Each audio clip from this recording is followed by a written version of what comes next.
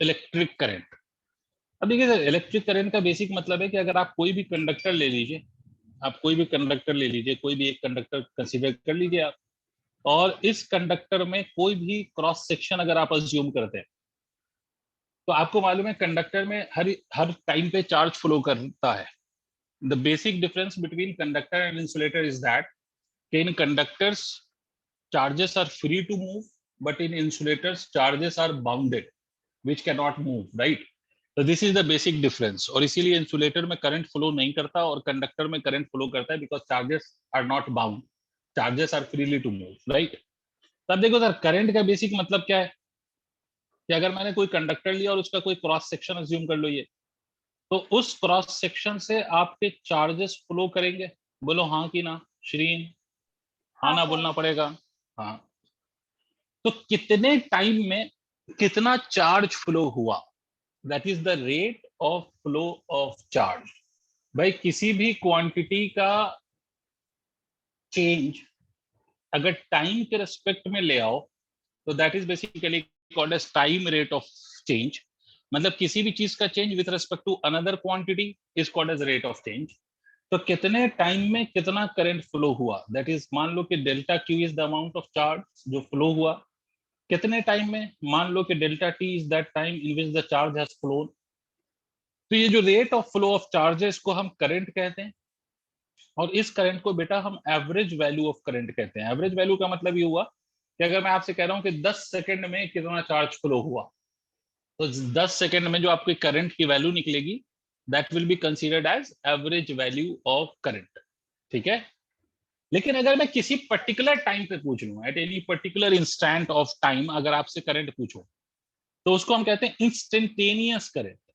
और instantaneous current की value क्या होती है? तो इंस्टेंटेनियस करंट होता है D Q by D T. या आपने कुछ 11th में भी ऐसा कुछ पढ़ा था, इंस्टेंटेनियस हाँ स्पीड, इंस्टेंटेनियस वेलोसिटी, वही चीज है बेटा।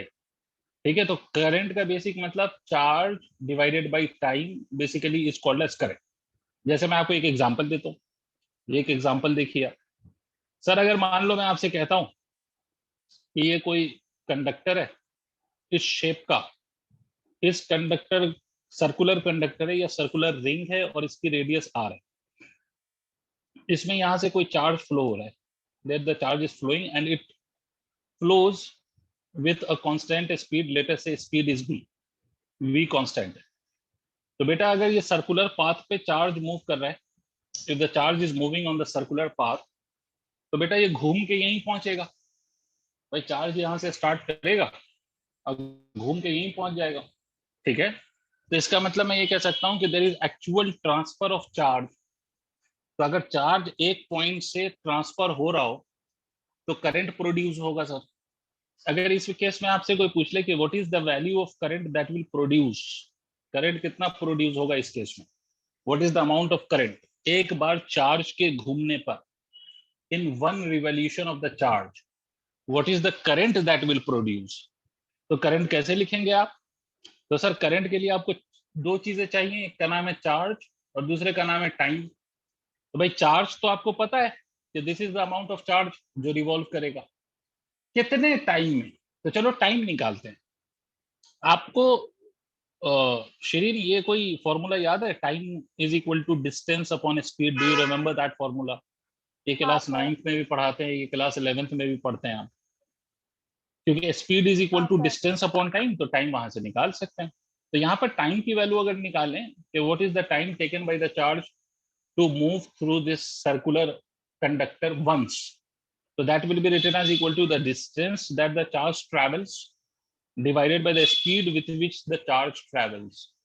तो यहाँ पर आप टाइम की वैल्यू लिखोगे तो टाइम की वैल्यू क्या होगी? डिस्टेंस। डिस्टेंस का मतलब कितना हो गया? तो यहाँ से घूम के अगर वापस यही चार्ज आ रहा है, तो डिस्टेंस का मतलब हो गया circumference of this circular track, and that will be written as equal to 2 pi R divided by speed v। ये हो गया सर आपका टाइम। तो करंट की हाँ वैल्यू क्या सर। होगी? है ना? करंट की वैल्यू क्या होगी? Charge divided by time 2 pi R divided by v। और आप इसको कह सकते हो current is equal to Q V divided by 2 pi R. This is the value of current. ठीक है? ये करंट आ जाएगा। इसका मतलब मैं इस एग्जाम्पल से मैं आपको बस ये बात समझाने की कोशिश कर रहा हूँ कि सर करंट के लिए you need if you want to find out the value of current, you need two quantities. One is charge, another one is time in which that charge flows. तो कितनी देर में वो चार्ज फ्लो हुआ है, अगर वो आपको पता है, आपको ये पता है कि कितना चार्ज फ्लो हुआ है, तो सिंपली करंट का मतलब होगा चार्ज डिवाइडेड बाय टाइम। ठीक है, इसको नोट करिए।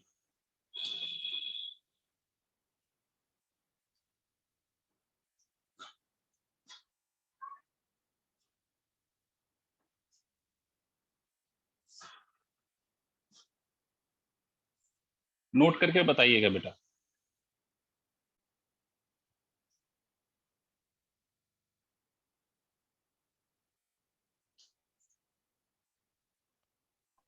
हो गया सर।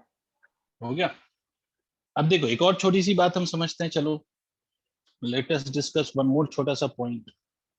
अगर सर मैं आपको कभी ग्राफ दे दूं, करंट वर्सेस टाइम का ग्राफ, ये करंट है, ये टाइम है, तो करंट वर्सेस टाइम का अगर ग्राफ दे दिया जाए, this is your graph of current versus time, तो इस केस में बेटा अगर हम इसके अंडर एरिया कैलकुलेट कर लेना, एरिया ऑफ द ग्राफ, तो ये हमेशा चार्ज के बराबर होगा।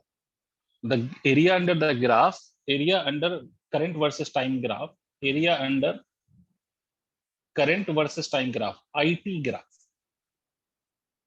गिव्स चार्ज, ये चार्ज दे देता है। आई मतलब ये करंट हो गया, टी मतलब ये टाइम हो गया। वैसे भी आप करंट को टाइम से मत, एरिया क्या होगा यहाँ पर, area is equal to length into breadth, length हाँ सर। इंटू ब्रेथ, है ना, और आई इंटू टी करोगे तो चार्ज ही तो आएगा, because current is equal to charge upon time. अब देखो ये ग्राफ चाहे जैसा भी हो, whatever be the shape of the graph और whatever be the shape of the area of the graph, हमेशा याद रखिए कि area under the current versus time graph will always be equal to charge. जैसे अगर मैं ऐसे कह दूं कि बच्चे ये करंट है, ये टाइम है, और ये ऐसा ग्राफ है, मैं आपसे कह रहा हूं कि यहाँ पर जो करंट की value, let that current be equal to 4 ampere, और टाइम की वैल्यू मान लीजिए 6 सेकेंड्स। आपसे पूछा है कि calculate the value of charge, what would be the value of charge. तो चार्ज क्या करेंगे सर, कैसे निकालेंगे, तो ये जो ग्राफ है, ये ग्राफ, इस ग्राफ में कितना एरिया फॉर्म हो रहा है, इस एरिया देख लो। अब ऑब्वियसली आपको नजर आ रहा होगा कि ये एक ट्राइंगल फॉर्म हो रहा है, तो यहाँ पर जो एरिया है that is equal to, because charge will be equal to area under the current versus time graph, तो charge is equal to area, and area will be equal to half into base into height.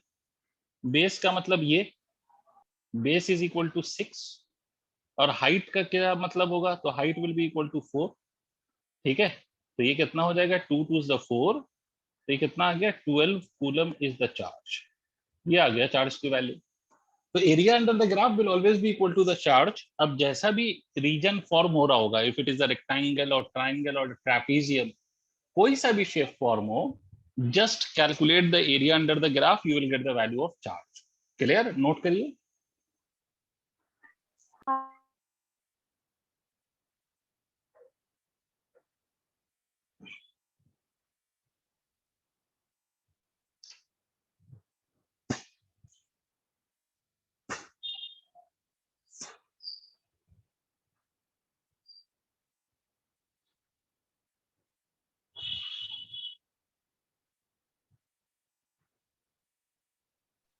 हो गया sir.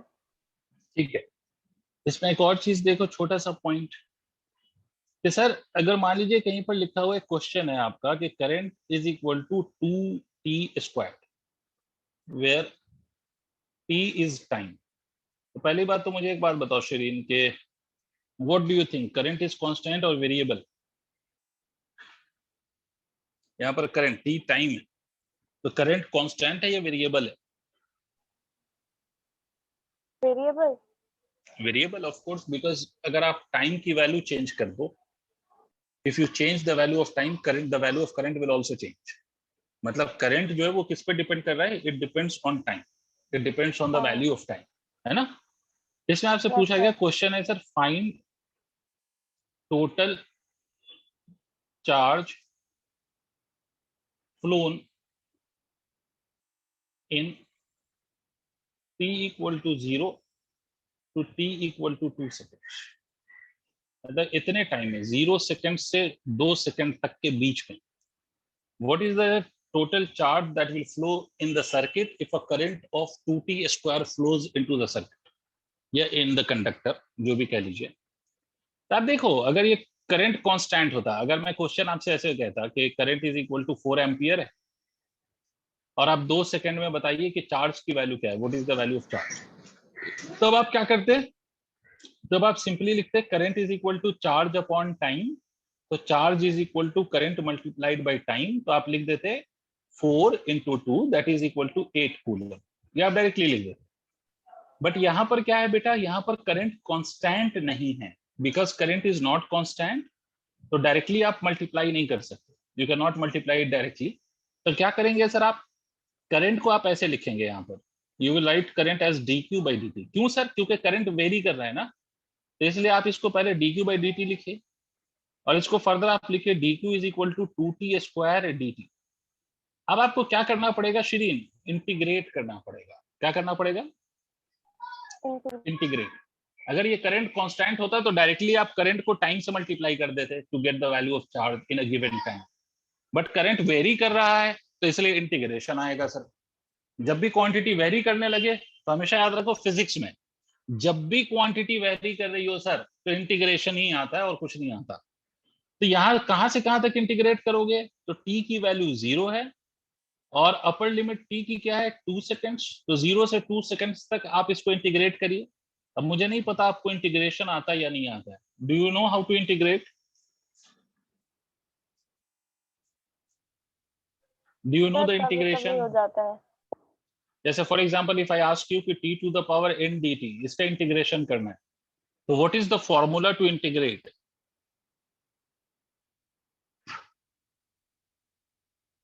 नहीं पता, भूलना नहीं, अगर ये नहीं आता है बेटा तो फिर फिजिक्स नहीं आएगी, टू बी वेरी ऑनेस्ट।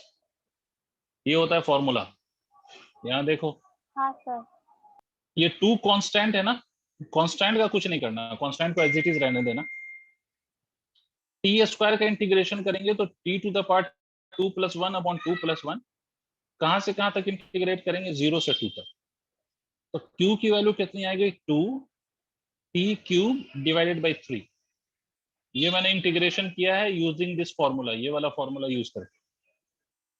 अब सर इसके बाद क्या करते हैं, तो इसमें लिमिट्स कहलाती है ना, ये 3 और 0 ये लिमिट कहलाती है, तो इसमें पहले अपर लिमिट पुट करिए, तो 3 का cube minus of lower limit put करिए तो 0, ये ऐसे कर दीजिए, तो चार्ज की वैल्यू कितनी हो जाएगी 2/3, 3 का क्यूब है ना, या आप ये भी कह सकते हो 3 का क्यूब 27 है। सॉल्व करोगे तो ये 3 9 27, तो ये चार्ज की वैल्यू कितनी आ जाएगी 18 coulomb. This is the value of charge.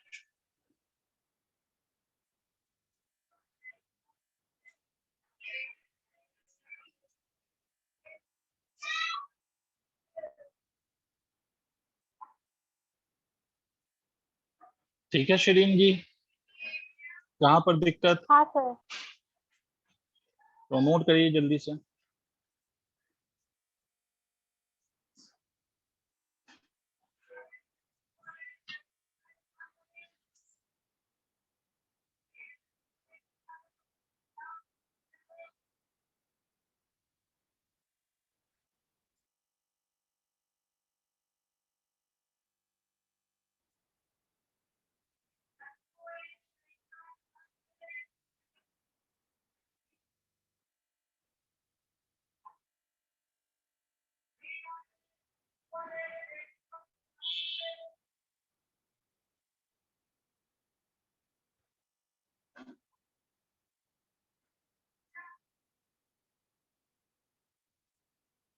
Note कर लिया आपने?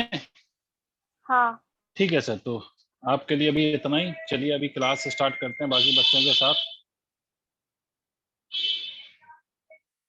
हाँ भाई, बाकी बच्चों, अभी तो बच्चे और कनेक्ट ही नहीं हुए। वैसे कहाँ तक पढ़ लिया था हमने जवेरिया नदीम?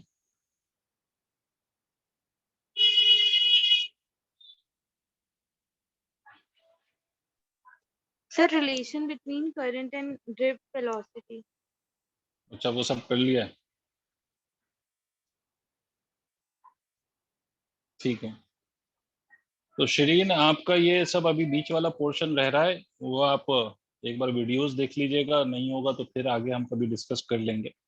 हमारे बच्चों के साथ जहां तक हमने कर लिया वो है relation between drift velocity and current.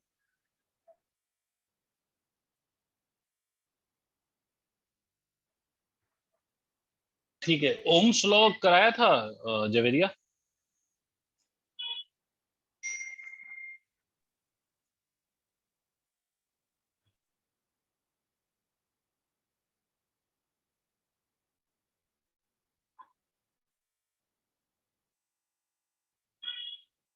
Javeria, Yes, sir. Ohm's law हम लोगों ने किया है, ओम्स लॉ, नहीं ओम्स सर, लॉ नहीं करा ना? ठीक है, तो टॉपिक डालिए ओम्स लॉ।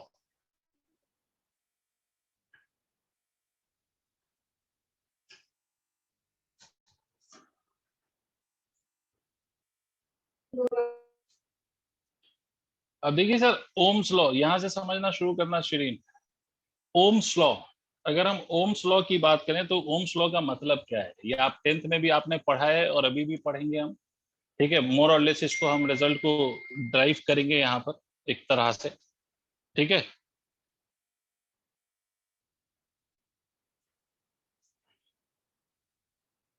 मान लो ये कोई कंडक्टर है और इस कंडक्टर के दो एंड्स पे आपने पोटेंशियल डिफरेंस क्रिएट कर दिया। पोटेंशियल डिफरेंस, अब आपको पोटेंशियल पता होना चाहिए। पोटेंशियल डिफरेंस होगा तभी चार्ज फ्लो करेगा। पोटेंशियल का मतलब आपने इससे पहले वाले यूनिट में पढ़ा है कि व्हाट इज पोटेंशियल या how do we define potential, वो आपने पहले पढ़ा है। और मैंने पहले भी आपको बताया इस चैप्टर में कि करंट फ्लोज या charge flows because of potential difference. अगर पोटेंशियल डिफरेंस होगा तो चार्ज फ्लो करेगा, अगर पोटेंशियल डिफरेंस नहीं है तो चार्ज फ्लो नहीं करेगा। और चार्ज फ्लो करेगा तो करंट फ्लो करेगा, चार्ज फ्लो नहीं करेगा तो करंट फ्लो नहीं करेगा। तो करंट के फ्लो के जो कॉज है या चार्ज के फ्लो का जो कॉज है, that is basically the potential difference. Clear? तो मान लो अगर मैंने इस एंड पे V1 का वोल्टेज लगा दिया और इस एंड पे V2, मतलब there is a potential difference, and the potential difference मान लीजिए कि V1 माइनस V2 है, मान लीजिए। ओम्स लॉ क्या कहता है? भाई पोटेंशियल डिफरेंस आपने क्रिएट किया तो ऑब्वियसली चार्ज फ्लो करेगा, और rate of flow of charge को आप करंट कहते हैं।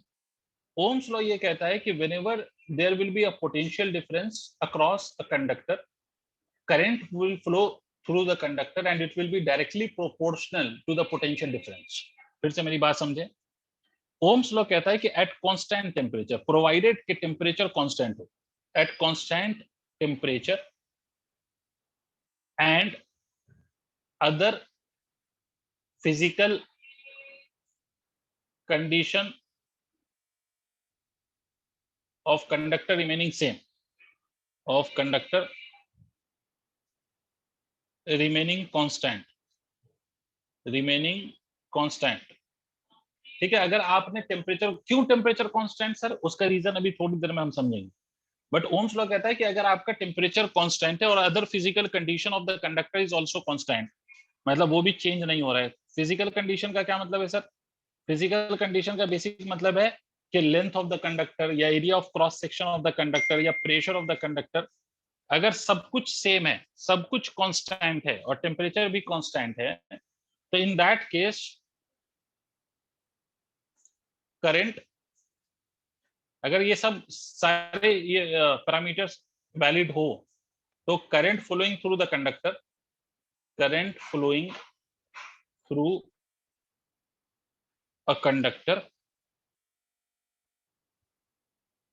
is directly proportional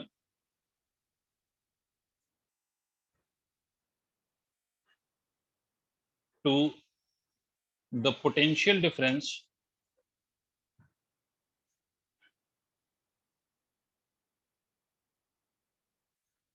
applied across the two ends of the conductor।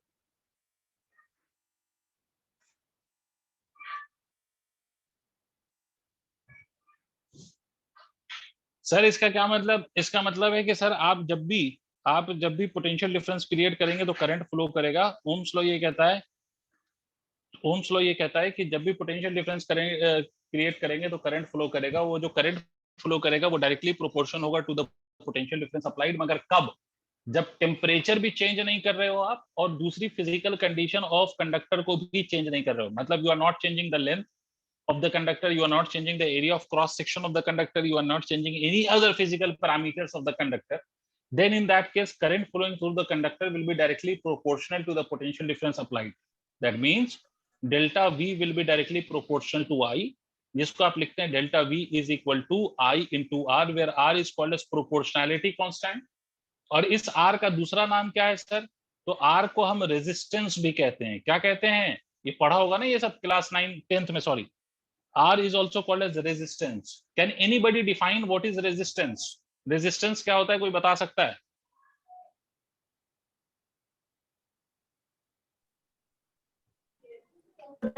Of the conductor to resist the flow of current. To resist the flow of current. सीधी बात है कि the obstruction faced by current, obstruction faced by current, ठीक है, while flowing through a conductor.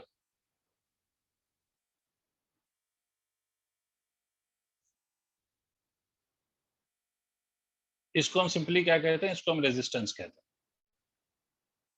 This is known as resistance. अभी ये resistance की value क्या होगी, how do we define it mathematically, वो अभी हम समझेंगे। पहले ये इसको नोट कर लीजिए आप लोग, इसको आप लोग नोट कर लीजिए। और ये जो रेजिस्टेंस है बेटा, ये हर कंडक्टर के लिए इसकी वैल्यू फिक्स होती है at particular physical conditions of the conductor, इसकी वैल्यू फिक्स्ड होती है। हर कंडक्टर के लिए इसकी वैल्यू अलग अलग होती है। हाँ, किसी भी गिवन कंडक्टर के लिए भी इसकी वैल्यू चेंज हो सकती है depending on it's physical condition. अगर आपने इसकी फिजिकल कंडीशन सेम रख दी, मतलब किसी भी कंडक्टर का length, area of cross section, उसका टेम्परेचर, अगर you have kept everything constant, then in that case you can claim that resistance will be constant. Otherwise आप टेम्परेचर चेंज करना शुरू कर दो, रेजिस्टेंस चेंज होने लगेगा। क्यों होने लगेगा वो अभी समझेंगे। पहले ये जो स्क्रीन पे लिखा हुआ है इसको नोट करिए।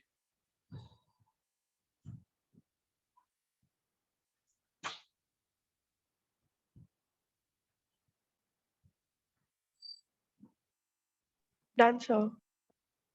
ठीक है, मैं इरेज कर रहा हूं।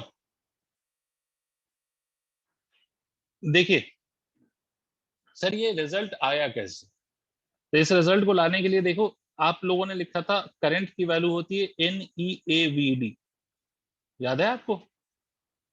और इसमें फर्दर हम क्या लिख सकते Yes, हैं? NEA VD को हम लिख सकते हैं E, which is the charge of electron into electric field divided by M multiplied by tau। क्या मतलब कि अगर मान लो कोई कंडक्टर आपने ले लिया, ये कोई कंडक्टर है जिसकी लेंथ कितनी है, तो इसकी लेंथ L है मान लीजिए, और इसके अक्रॉस आपने एक सेल लगा दिया V वोल्ट का, मतलब इसके अक्रॉस पोटेंशियल डिफरेंस क्रिएट कर दिया आपने V वोल्ट का, और ये इलेक्ट्रिक फील्ड प्रोड्यूस हुई E। तो ये जो E by M multiplied by tau है, it was the formula for drift velocity. Drift velocity अगर आपको याद है तो the velocity with which the electron drifts, और ड्रिफ्ट का मतलब flow, the velocity with which electron flows from one end of the conductor to another end, that average velocity is called as drift velocity। तो ये drift velocity है। इसको further और क्या लिख सकता हूं सर मैं? अच्छा, E क्या है यहाँ पर? चार्ज ऑफ इलेक्ट्रॉन, याद रहे। तो इसको मैं ऐसे भी लिख सकता हूँ NE² A tau divided by M। E को मैं क्या लिख सकता हूँ? E can be written as potential difference divided by length. Do you remember भाई? एक फॉर्मूला आप लोगों ने पढ़ा होगा, E is equal to DV by DR, mod of E is equal to Yes, delta sir. V by delta R, याद आ रहा है? Yes, तो sir. E is equal to delta V। Delta V मतलब दोनों एंड के across potential का difference. L क्या है? L इन दोनों एंड के बीच का डिस्टेंस। तो अगर डेल्टा V बाई L कर लोगे तो आपको क्या मिल जाएगा? आपको क्या मिल जाएगा? तो you will get the value of electric field. गलत तो नहीं बोल रहा हूँ, देख लेना।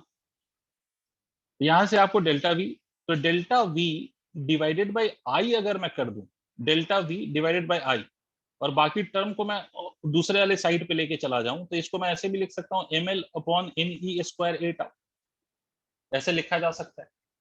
और अभी आप लोगों ने क्या पढ़ा है sir? According to Ohm's law आपने क्या पढ़ा है कि डेल्टा V आपने अभी पढ़ा ना, delta V is equal to I R, तो डेल्टा V बाई आई क्या हो जाएगा, R के बराबर ही तो आ जाएगा। सोच Yes, के sir. देखिए, तो डेल्टा V बाई आई को मैं R लिख सकता हूं, इसका मतलब R की जो वैल्यू होती है that is the resistance of a conductor, वो क्या होता है, वो होता है MLNE square A tau. This is the value of the resistance of a conductor.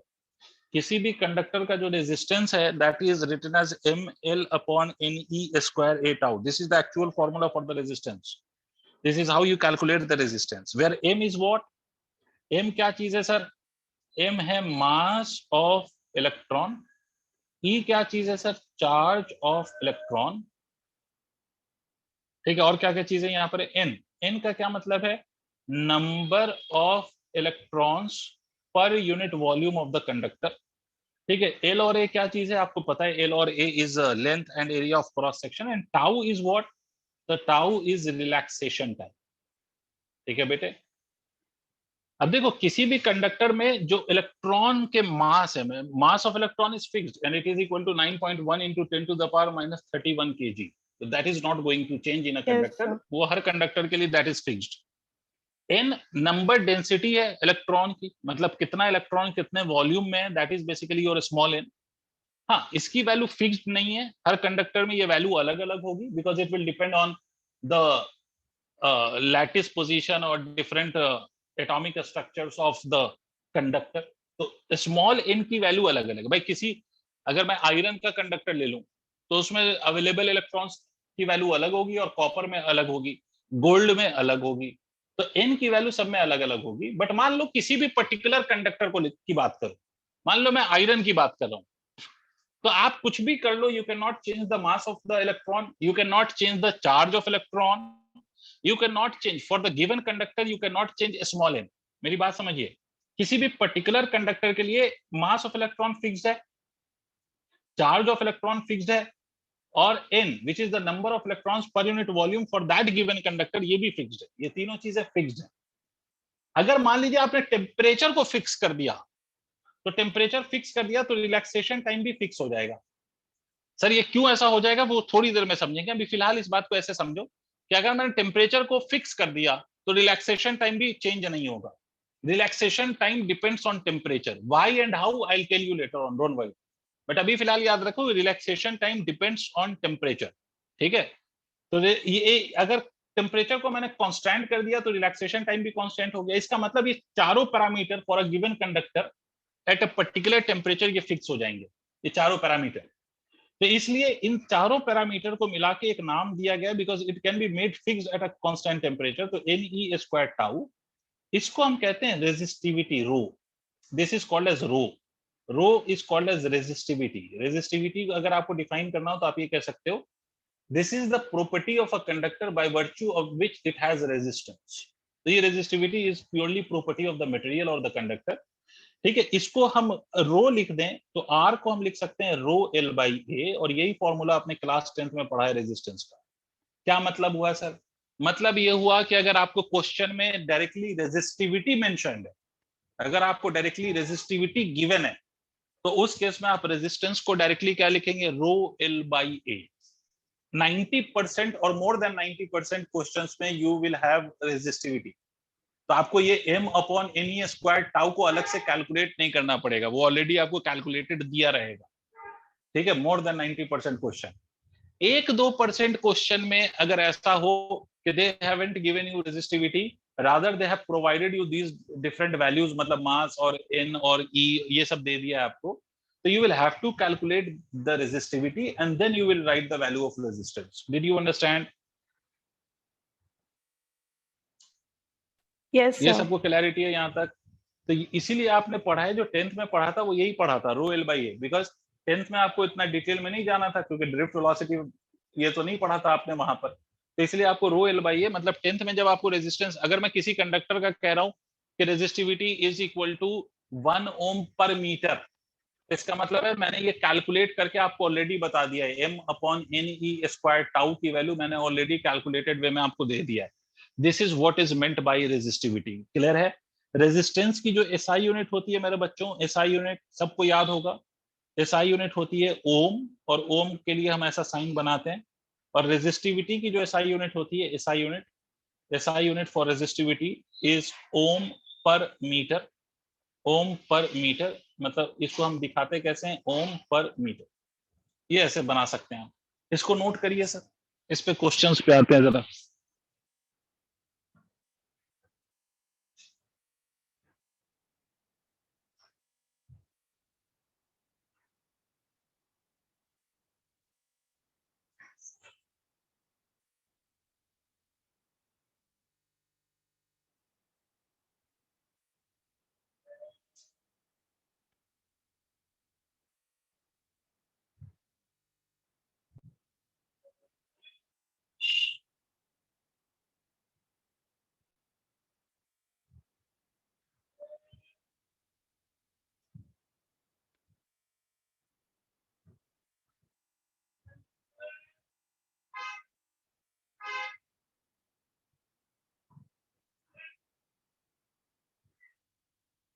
Note करके बताइएगा।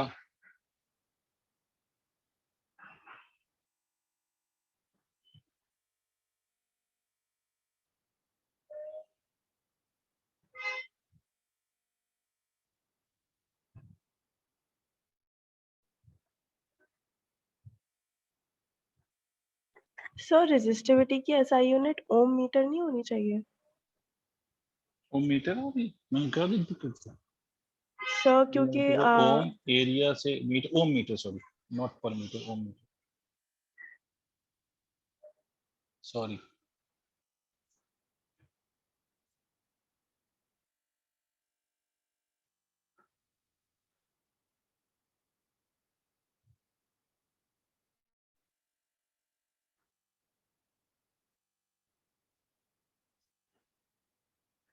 Done sir. वेरी गुड, सबने लिख लिया बच्चों? Yes yes sir. सर। ठीक है, तो इस पे एक दो क्वेश्चन। अच्छा मुझे इससे पहले इस पे क्वेश्चन कराओ, मुझे एक बात बताओ, वो जो current is equal to NEAVD वाला वो फॉर्मूला है, उस पे कोई क्वेश्चन कराया है क्या मैंने? No sir. No sir. तो चलिए दोनों पे क्वेश्चन करते हैं। वो current is equal to NEAVD वाले फॉर्मूले पे भी एक क्वेश्चन करते हैं, फिर ये अभी जो रेजिस्टेंस का फॉर्मूला लिखा है रो L बाई ए, इस पे भी क्वेश्चन करते हैं। तो चलिए सर पहले उस पे करता हूँ, I is equal to NEAVD वाला। ठीक है, तो उसमें क्वेश्चन मैं लिख रहा हूँ, आप लोग नोट करिए, फिर मिलकर सॉल्व करते हैं। Assume that in a copper conductor, each atom contributes one free electron if the current flowing in the conductor is 1 ampere and area of cross section of conductor is 1 millimeter square.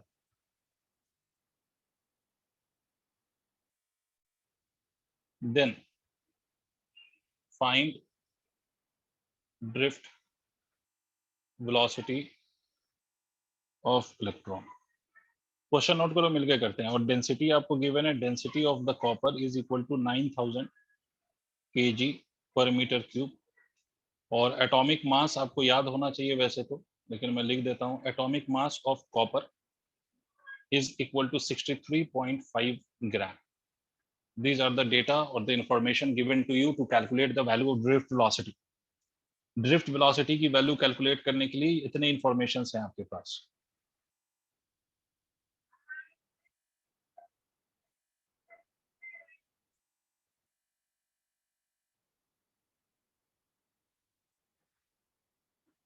Question note करके बताइएगा, मिलकर solve करते हैं।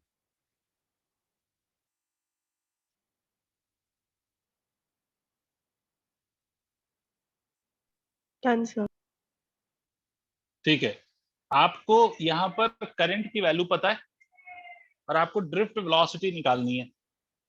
तो सबसे पहले जैसे ही ये पता चल गया आपको, सबसे पहले आपके दिमाग की बत्ती जलनी चाहिए कि if current is given and we have to find out the drift velocity, so the relation that we are supposed to use is the relation between current and drift velocity, वो होगा NEAVD।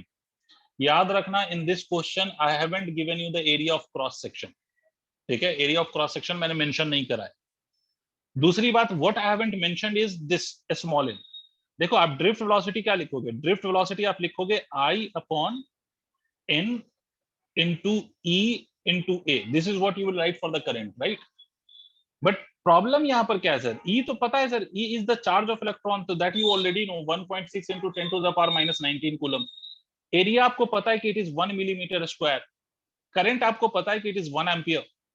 आपको निकालना है drift velocity, but to measure the value of drift velocity you need to have the value of small N. Small N क्या चीज है sir, number of electrons है या number of electrons per unit volume है? What is this actually? Is it number of electrons? Yes, बोलो बोलो बोलो, break हो गई आवाज। Number of electrons per unit volume. It is not only the number of electrons, it is actually the number of electrons per unit volume, जिसको आप ये भी कह सकते हो डेंसिटी ऑफ इलेक्ट्रॉन या number density of electron. Number density of electron एक ही बात है।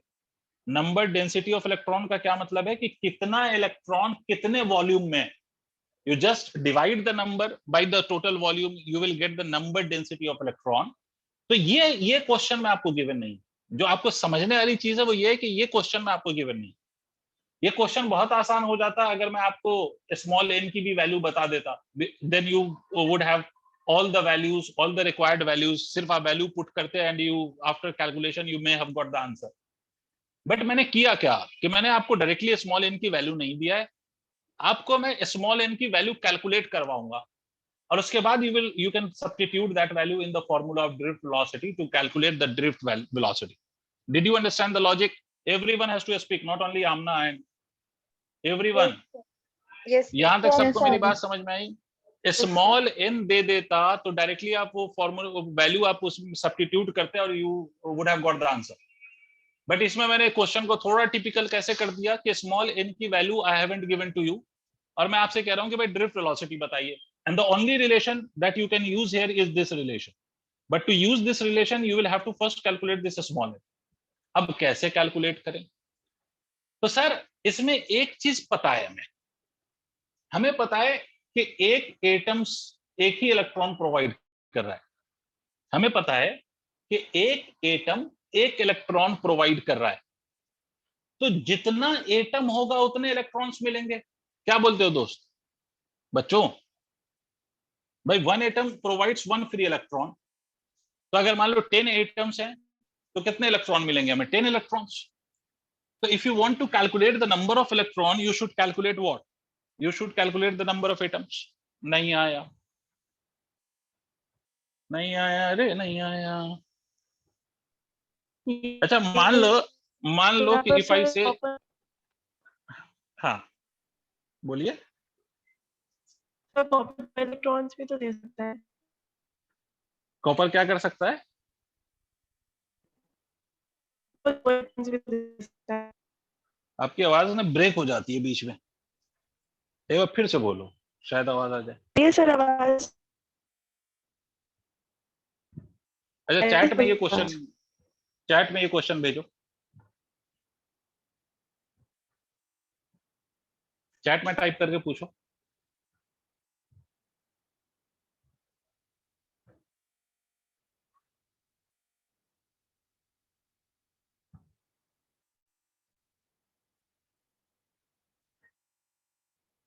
सर Cu2 इलेक्ट्रॉन्स भी तो दे सकता है, बिल्कुल दे सकता है। Cu2 दे सकता है भाई। लास्ट शेल में मुझे नहीं पता कितने इलेक्ट्रॉन्स होते हैं, I don't remember that, but 2 से ज्यादा ही वो होते हैं शायद, तो दे सकता है। बट क्वेश्चन ने क्या बोला?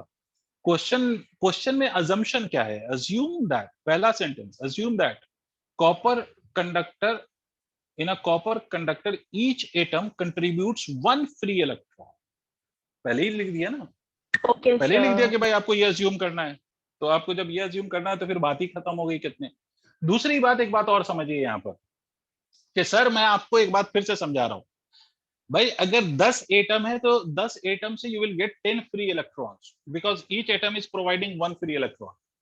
लेकिन इसका ये मतलब नहीं है कि 10 एटम में सिर्फ 10 ही इलेक्ट्रॉन है, क्योंकि आप लोगों को मालूम है कि कॉपर के एक एटम में कितने इलेक्ट्रॉन होते हैं, that you know, right, that you know from chemistry and all. लेकिन उसमें से कितना इलेक्ट्रॉन हमारे काम का है, दैट इज ओनली वन। अगर एक एटम है तो एक एटम में मान लो एक एटम में 20 इलेक्ट्रॉन्स हो लेटेस्ट से, बट हमें 20 से मतलब है या we are only concern with 1 electron, तो the answer is only 1 electron. हरी बात समझ में। एक बात याद रखना कि जितने एटम्स हैं उतने ही इलेक्ट्रॉन नहीं है, ऐसा नहीं बोला मैंने। मैंने बोला जितने एटम्स हैं उतने ही फ्री इलेक्ट्रॉन्स आप कंसीडर करेंगे, which is taking part in the conduction of current. Is it clear to all? Respond fast. बहुत घटिया रिस्पॉन्स, खामोशी का साथ देते हुए सारे के सारे। भाई सबको ये बात मेरी समझ में आई कि नंबर ऑफ इलेक्ट्रॉन कुछ भी होगा मुझे नहीं पता, बट फ्री इलेक्ट्रॉन्स जितने एटम्स होंगे उतने ही इलेक्ट्रॉन फ्री होंगे जो हमारे काम के हैं, जो करंट के फ्लो में भाग ले रहे हैं या पार्टिसिपेट कर रहे हैं। तो देखिए sir, number of atoms yes sir. Per unit volume जितना है उतना ही number of electrons per unit volume है। तो number of electrons per unit volume निकालने के लिए नंबर ऑफ एटम्स निकाल लो। कैसे निकालोगे? Number of electrons per unit volume निकालने के लिए number of atoms divided by volume कर लो। अब नंबर ऑफ एटम्स कैसे निकालते हैं? तो नंबर ऑफ एटम्स निकालते हैं given mass upon molar mass into Avogadro number divided by area multiplied by length. पता नहीं सर क्या बता रहे हो, समझ ही नहीं आया। भाई ये chemistry mole concept class 11, given mass upon molar mass into Avogadro number कर लीजिए। ठीक है, ये तो आ गया नंबर ऑफ एटम्स, बट हमें नंबर ऑफ एटम्स पर यूनिट वॉल्यूम चाहिए। क्यों पर यूनिट वॉल्यूम चाहिए? क्योंकि हमें number of electrons per unit volume चाहिए। या तो आप टोटल नंबर ऑफ एटम्स निकाल के वॉल्यूम से डिवाइड कर लो, ठीक है, पहले या बाद में जैसे भी कर लो।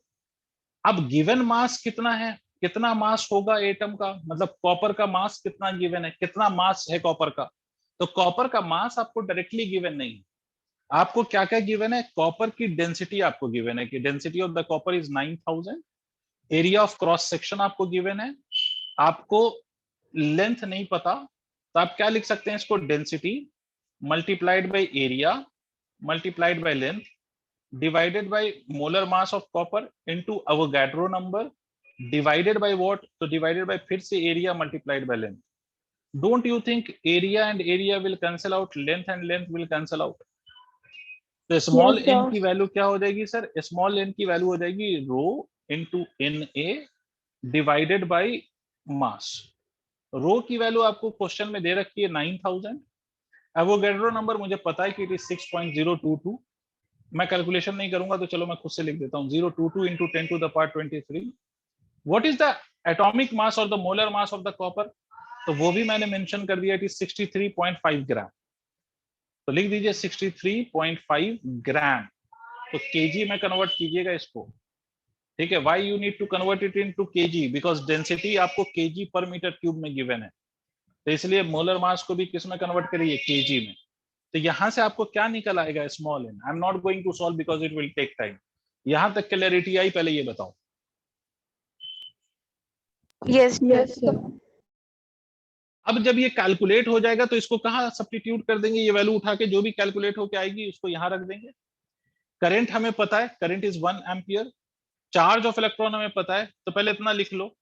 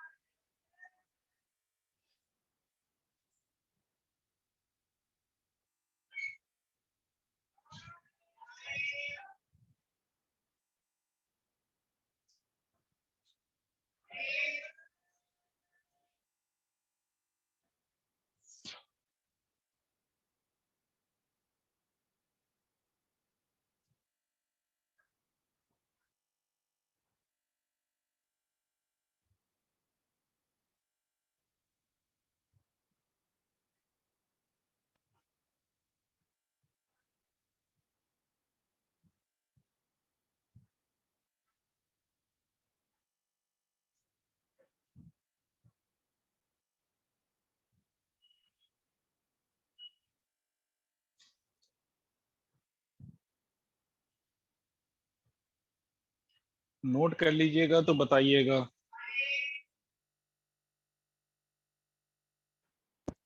कर लिया। Done, sir. Very good. Done, अब ये sir. सारी वैल्यू देखिए, अब ये सारी वैल्यू उठा के सब्स्टिट्यूट करके सॉल्व करना तो इट विल टेक टाइम, और इतना टाइम अपने पास रहता नहीं है, तो कभी फुर्सत में बैठ कर करना। I will give you the final answer, don't worry. But इसमें एक और चीज मैं आपको साथ साथ बता दूं कि जब आप इसमें वैल्यूज पुट करोगे तो you have the value of small n now, जो आपको कैलकुलेट करके मिल जाएगी। करंट की वैल्यू आपको पता है 1 एम्पियर है। चार्ज की वैल्यू आप पुट करेंगे 1.6 into 10⁻⁻19 coulomb, obviously SI unit है ये। एरिया क्या लिखेंगे, तो एरिया आपको गिवन है 1 millimetre square, this is not the SI unit.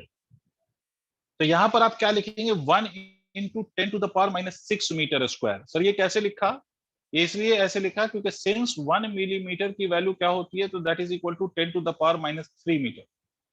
1 millimetre कितना होता है, तो 10⁻⁻3 metre is the value of 1 millimetre, right. 1 millimetre की वैल्यू 10⁻⁻3 मीटर है। तो अगर 1 मिलीमीटर का स्क्वायर है, इसका क्या मतलब हुआ, 10⁻⁻3 का भी स्क्वायर करिए, तो जब करेंगे तो ये कितना आ जाएगा, 10⁻⁻6 मीटर का स्क्वायर। इसीलिए यहाँ पर एरिया को आप चेंज कर लीजिएगा, ठीक है सर, एरिया चेंज कर लीजिएगा, इसीलिए मैंने लिख दिया है कि ये एरिया लिखी जाएगी। तो जब ये सब कैलकुलेट कर, सब वैल्यू पुट करके कैलकुलेट करोगे, तो जो आंसर आएगा आपका वो आएगा 0.073 millimetre per second. This will be your final answer. जो मैं सॉल्व कर नहीं रहा हूं, मैंने आपको सारा डेटा सब कुछ वैल्यू बता दिया है। अगर आप वैल्यू पुट करके सही से सॉल्व करेंगे तो you will get this answer as 0.073 millimetre per second. Note करो, कोई दिक्कत हो तो बोलो।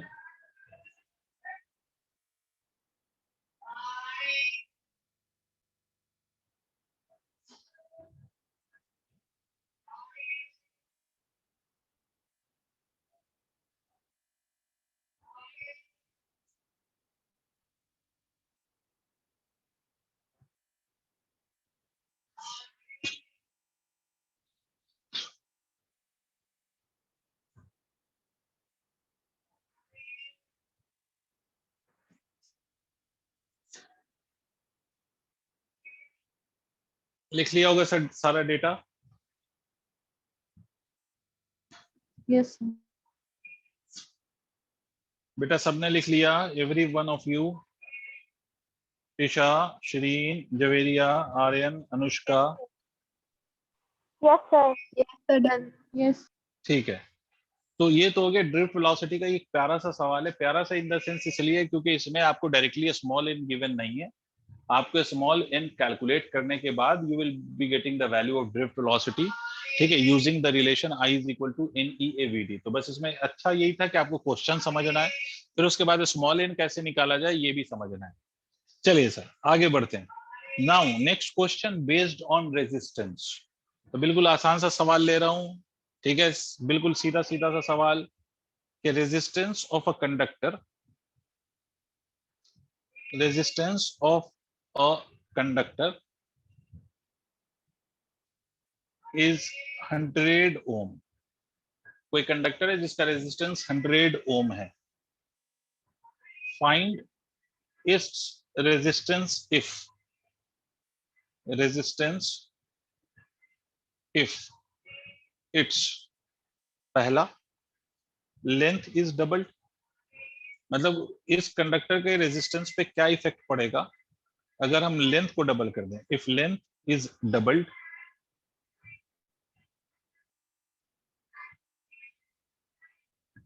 दूसरा, एरिया ऑफ क्रॉस सेक्शन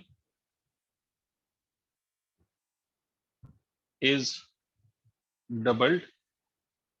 और तीसरा एक और साथ साथ ले लेते हैं, radius of cross section is doubled.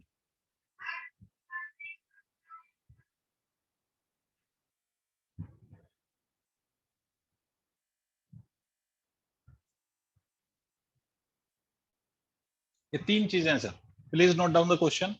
कोई रजिस्टर है जिसका रेजिस्टेंस, ये सॉरी, कोई कंडक्टर है जिसका रेजिस्टेंस 100 ओम है।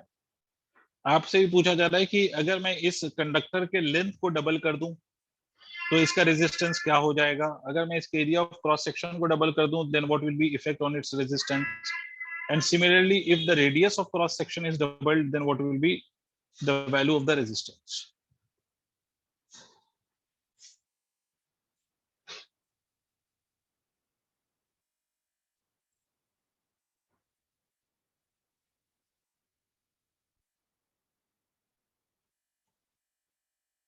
क्वेश्चन नोट करिए, बताता हूं।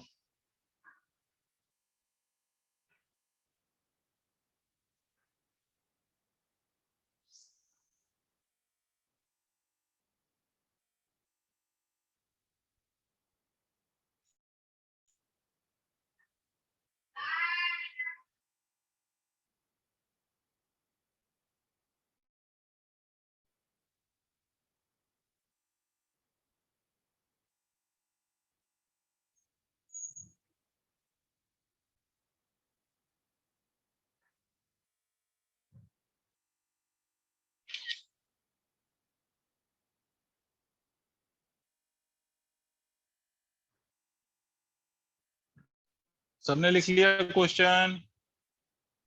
Yes, sir. चलिए सर, एक बात सबसे पहले समझो, इन तीनों क्वेश्चन को सॉल्व करने के लिए you need to understand one thing, and what is that thing? तो ये सिंपल सा जो कॉन्सेप्ट है, जो मैं पहले आपको बता दूं, उसके बाद फर्दर मैं बात करूंगा। भाई, अगर आप कंडक्टर के लेंथ को चेंज करो, एरिया ऑफ क्रॉस सेक्शन को चेंज करो, या आप रेडियस ऑफ क्रॉस सेक्शन को चेंज करो, वट एवर यू डूइंग, आपके कंडक्टर का एक पैरामीटर है जो कांस्टेंट रहेगा, and that is the volume. Volume will not change तीनों केसेस में। वेदर आप कंडक्टर को पकड़ के खींच दो, मतलब you just stretch the conductor. Stretching समझते हैं? मान लीजिए ये कंडक्टर है और इसको पकड़ के खींचिए आप, है ना, you just stretch that conductor, तो इसकी लेंथ इंक्रीज होगी, और जितने फ्रैक्शन से लेंथ इंक्रीज होगा, बाय द सेम फ्रैक्शन इसका area of cross section decrease होगा। मतलब जब ये लंबा होगा ना, तो पतला भी हो जाएगा। भाई, कोई चीज भी खिंचती है ना, तो वो पतली हो जाती है। तो ये पतली क्यों हो रही है? Why it's area is changing although I am changing its length, why the area is changing? तो द रीजन इज कि इसका जो वॉल्यूम है ना, वॉल्यूम वो सेम रहेगा। Whatever is the initial volume, that will be same as that of the final volume. तो volume will not change, volume is not going to change. Clear है? इसी तरह से अगर किसी कंडक्टर को पकड़ के आप दबा दो, इस कंडक्टर को ऐसे दबा दो, तो क्या होगा? इसकी लेंथ डिक्रीज हो जाएगी। अगर कोई चीज दबेगी तो वो किधर से तो वो फैलेगी ना, तो इसका एरिया ऑफ क्रॉस सेक्शन क्या होगा? इसका area of cross section increase होगा, लेंथ डिक्रीज होगी, but the volume will still remain same. ठीक है? तो बेसिक आइडिया ये है कि आपको ऐसे क्वेश्चन में कुछ भी कहे, चाहे वो लेंथ बढ़ा ले, लेंथ घटा ले, एरिया बढ़ा ले, एरिया को डिक्रीज कर ले, रेडियस ऑफ क्रॉस सेक्शन को इंक्रीज कर ले, रेडियस ऑफ क्रॉस सेक्शन को डिक्रीज कर ले, one thing is fixed, and that is the volume. The initial volume will always be equal to final volume. Initial volume will always be equal to final volume. Initial volume और final volume हमेशा same रहेगा। तो मान लो कि let L and A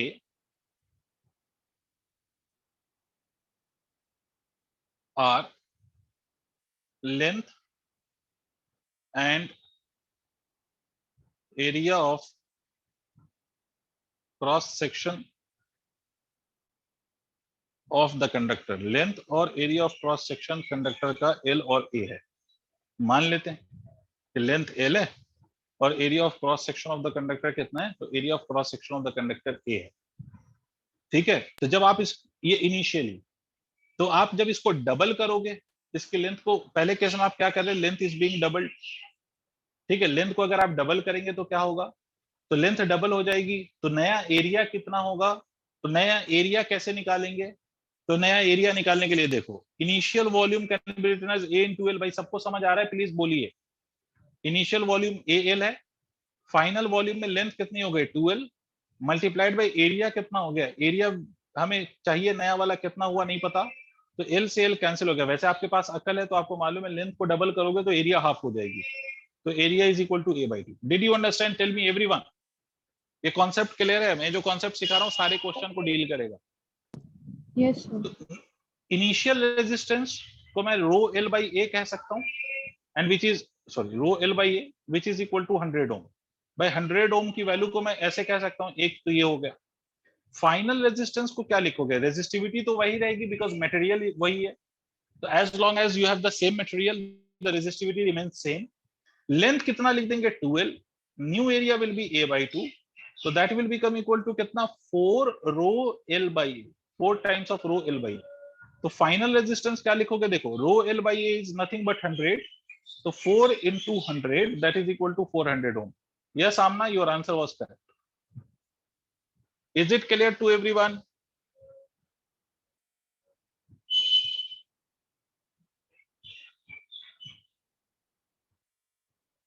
देख लो sir, final length double हो जाएगी तो फाइनल एरिया भी हाफ हो जाएगी। जब आप सॉल्व करेंगे तो आपका ये रिजल्ट आएगा।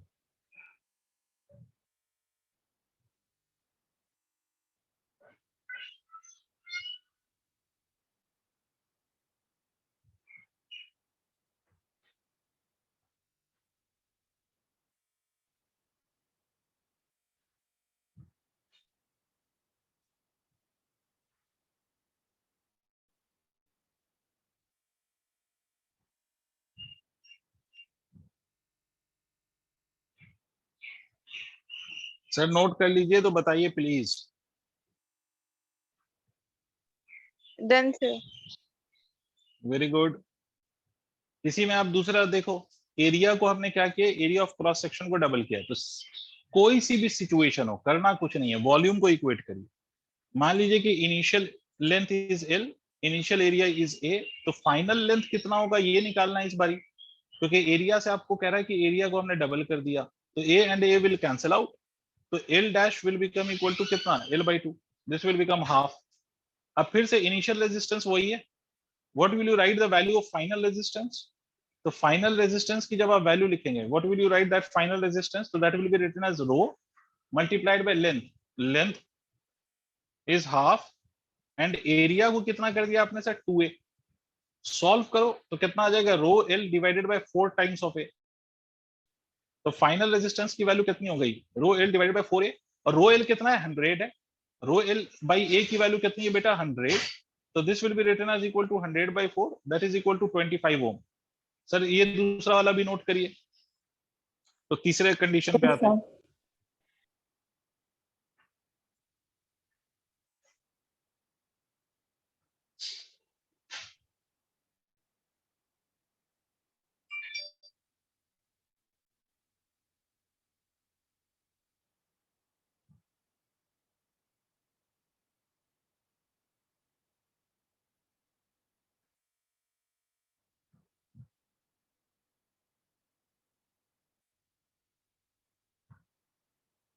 नोट करके बताइएगा।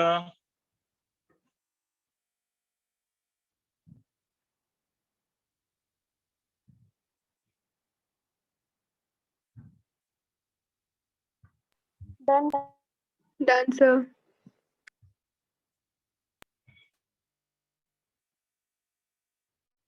Last case. अब सर लास्ट केस में हमने क्या किया कि रेडियस को डबल कर दिया है।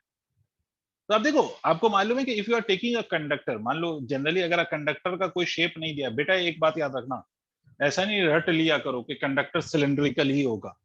मैं सीधी बात बता रहा हूं, अगर if no shape for the conductor is defined in the question, तब तो आप कंडक्टर को सिलेंड्रिकल शेप का मानेंगे। If you have no fix shape given in the question, तब तो सिलेंड्रिकल मानेंगे। बट अगर कंडक्टर का शेप दे दिया तो भाई जैसा शेप दिया वैसा कंडक्टर मानेंगे हम। भाई कंडक्टर का शेप कैसा भी हो सकता है, आयरन जरूरी थोड़ी है कि आयरन का सिर्फ सिलेंडर होगा। भाई आयरन का क्यूब भी बन सकता है, या ऐसा भी शेप हो सकता है जिसका कोई नाम ही ना हो। But if in the question it is not mention कि what is the shape of for the conductor, तो फिर always consider it as cylindrical shape as long as the particular shape of the conductor is not mentioned in the question। तो बेटा यहां पर सबसे पहली बात समझो कि इसमें रेडियस ऑफ क्रॉस सेक्शन की बात कर रहा है वो, और शेप कोई डिफाइन नहीं किया।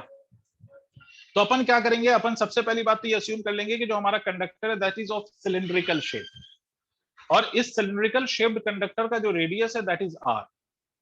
तो भाई इसी को तो क्रॉस सेक्शन कहते हैं, ये जो गोल वाला है उसी को तो क्रॉस सेक्शन कहते हैं, हाँ ना बोलो।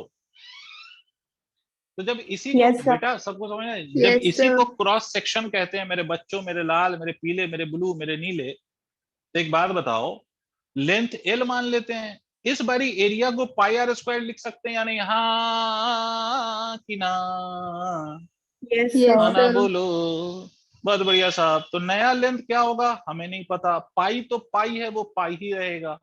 नई रेडियस क्या होगा? 2r का स्क्वायर। ओ हो, पाई ने पाई को मार डाला, तो एल डैश की वैल्यू अगर आप देखेंगे तो l/4 हो गई है। ओहो, अच्छा साहब ये हो गया। तो अब इनिशियल रेजिस्टेंस लिखो, rho L by pi are square.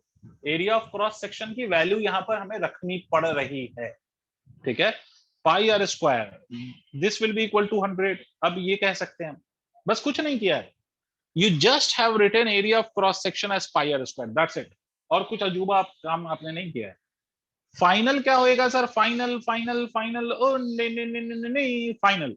तो फाइनल क्या लिखेंगे? रो मल्टीप्लाइड बाय नई लेंथ अपॉन पाई इंटू नया रेडियस, दैट इज 2r का स्क्वायर। बहुत बढ़िया साहब, बहुत मजा आया रे भाई, आ रे भाई, ओ रे भाई। तो 16 पाई आर स्क्वायर। यार तुम्हारे तोते उड़ गए भाई, तोते उड़ना समझते हैं आप लोग? Yes, sir. हाँ, ऐसे मत बिहेव कर लेना जैसे लंदन से आए हो तुम लोग।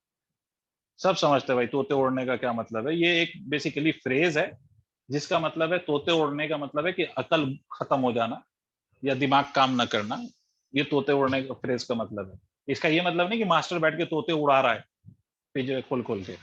भाई सबको क्लैरिटी है ये मेरे बच्चों? Yes, sir. Yes, sir. Yes, sir. तो rho l pi are square को अपन कितना लिखेंगे? 100। तो this will become equal to 100/16 ohm. This is the resistance. तो इस पे Yes, sir. 3 केसेस बन सकते थे, तीनों बता दिया। अब एक और केस समझा देता हूँ, वो भी टाइम पास है, कोई रॉकेट साइंस नहीं है सर, ये बच्चा वाली बात है, ये तो 10वीं लेवल है।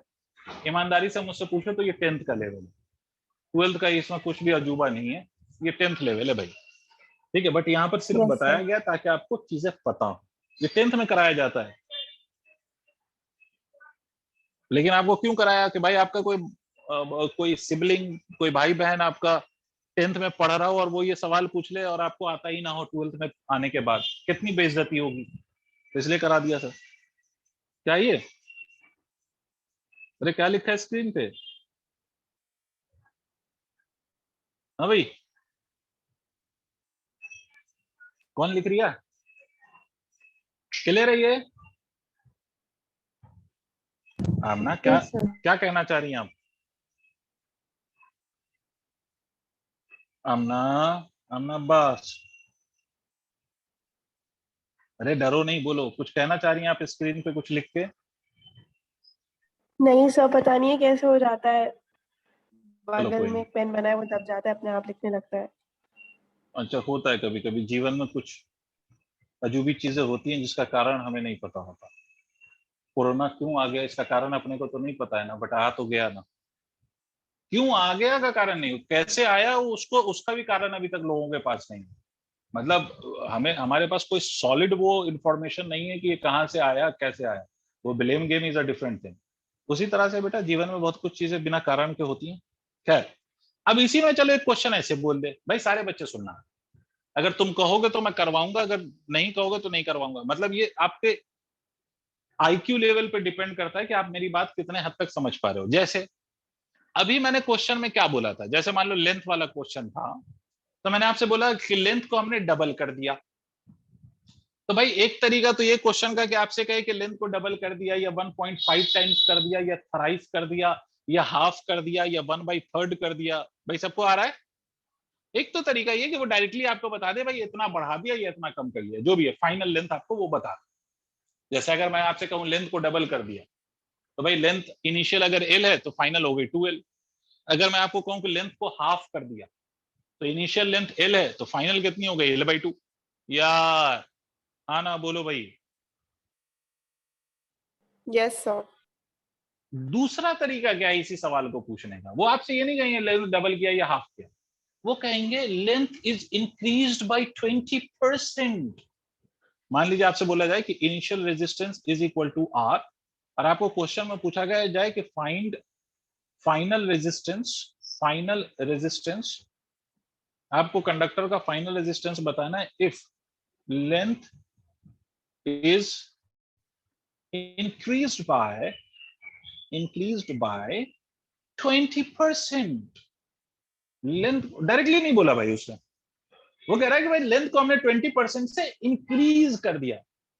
मतलब ये नहीं कि 20% ऑफ इनिशियल लेंथ कर दिया, ना ना ना, 20 जितना लेंथ है उसमें और 20% और ऐड करिए, इतना परसेंट इंक्रीज किया है हमने।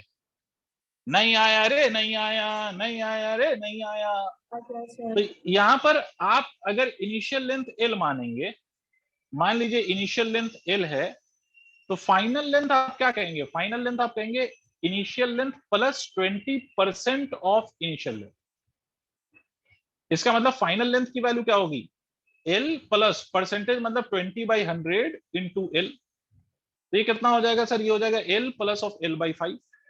मतलब फाइनल लेंथ कितनी हो गई? 5L/6। ये एक एडिशनल काम करना पड़ेगा। अब जब ये लेंथ पता चल गई तो एरिया कितना होगा तो वो हम निकाल लेंगे भाई, वॉल्यूम को इक्वेट करके। Initial area multiplied by initial length is equal to final area multiplied by final length. ठीक है, तो एल ने एल को मार दिया, तो ए डैश की वैल्यू कितनी हुई? 6/5 टाइम्स ऑफ ए। अब आप रेजिस्टेंस का फॉर्मूला लिख लेंगे कि भाई इनिशियल रेजिस्टेंस आपका है रो एल बाई ए, तो फाइनल रेजिस्टेंस कितना होगा मेरे बच्चों, मेरे प्यारे, मेरे बेटे, मेरे लाल? तो rho divided multiplied by L, L की वैल्यू कितनी है फाइनल की? 5L/6 divided by final area कितना है? 6/5। देख लो मास्टर अगर गलत तो नहीं बोल रहा। तो आर फाइनल की वैल्यू कितनी हो गई? 25/36 रो एल बाई ए। और रो एल बाई ए कुछ भी नहीं है बल इंटरनल इनिशियल रेजिस्टेंस है। तो आर फाइनल की वैल्यू कितनी हो गई सर? 25/36 of initial resistance. ये आ गया आंसर। भाई वो परसेंटेज के टर्म्स में दे दे या कुछ भी दे दे, मेथड तो वही रहेगा ना। You just have to equate the volume to get the final area और फाइनल लेंथ और final radius of cross section. भाई सारे बोल दो एक बार, भाई बोलना पड़ता है सर अपनी क्लास में। आर्यन क्या कहते हो, पल्ले पड़ी बात? आर्यन तुम्हारी आवाज नहीं आती है बिल्कुल।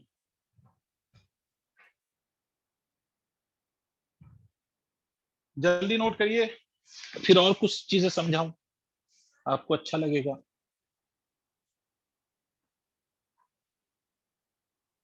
Done, sir. ठीक है, अब इसको इरेज करते हैं। अब मैं कुछ चीजें आपको समझा रहा हूँ, वो सुने ध्यान से। ये जो पॉइंट अभी बताने जा रहा हूँ वो शायद आपको किताब में पढ़ के मिले भी ना। तो आपको कैसे पता सर?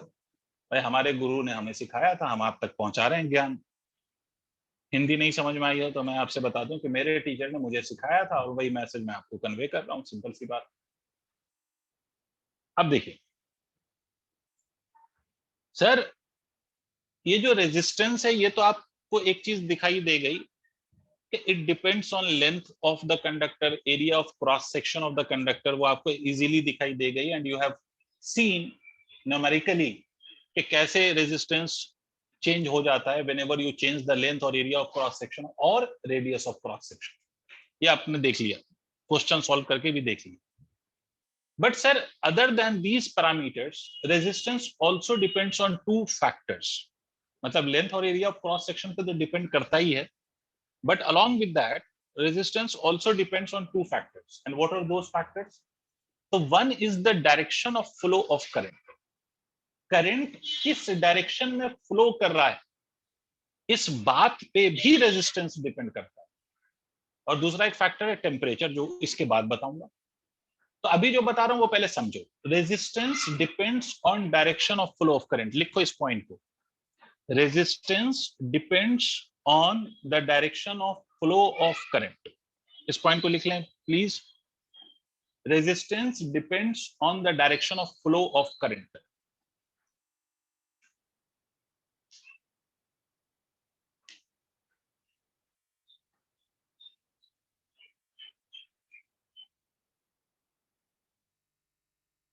लिख लिया बच्चों?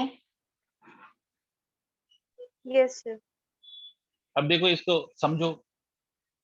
सर आज तक ये क्यों नहीं बताया गया? क्योंकि आज तक जितने भी क्वेश्चन किए होंगे ना 10th वेंथ में, उस सब में कंडक्टर जिसमें करंट फ्लो कर रहा था वो ऐसा लिया जाता था और ये लेंथ माना जाता था, सीधी बात। और ये एरिया ऑफ क्रॉस सेक्शन लिया जाता था। बट मैंने अभी आपसे बोला कंडक्टर सिलेंड्रिकल शेप का ही हो, ये जरूरी नहीं है। जैसे मान लीजिए कि मैं एक कंडक्टर ले रहा हूं, ये एक कंडक्टर है और ये इस शेप का है, ये ऐसा है कंडक्टर, ये ऐसा है, ये ऐसा है। भाई कंडक्टर का शेप कुछ भी हो सकता है, ये है कंडक्टर। इसको भी सेल के साथ कनेक्ट कर दूंगा तो करंट फ्लो करेगा।